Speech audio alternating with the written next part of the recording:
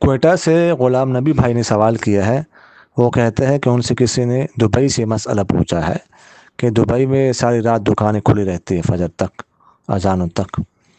تو وہ پوچھتے ہیں کہ میں عشاء کی نماز تو پڑھ لیتا ہوں، اس کے بعد وتر تب پڑھتا ہوں جب سوتا ہوں، تو کیا اس وقت میں تہجد بھی پڑھ سکتا ہوں کہ نہیں؟ کیا تہجد کے لیے سونا ضروری ہے؟ نہیں جی، یہ مسئلہ پہلے میں عرض کر چکا ہوں کہ تہجد کے لیے سونا ضروری نہیں ہے۔ بس عشاء کا وقت جب ہو جائے، نماز پڑھنے کے بعد صبح تک کسی بھی وقت آپ نفل پڑھیں گے تو تہجد ہی شمار ہوں گے، کوئی سونا ضروری نہیں۔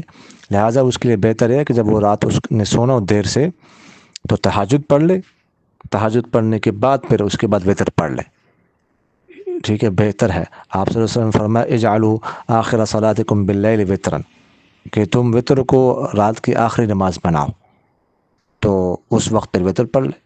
یا اگر کوئی سو کر اٹھ سکتا ہو فجر سے پہلے تہجد کے وقت، تو پھر اس وقت تہجد پڑھ لے، پھر اس وقت وتر پڑھ لے فجر سے پہلے۔ تو اس طرح کیا کر لے، یہ بہتر ہے۔ جزاکم اللہ خیر۔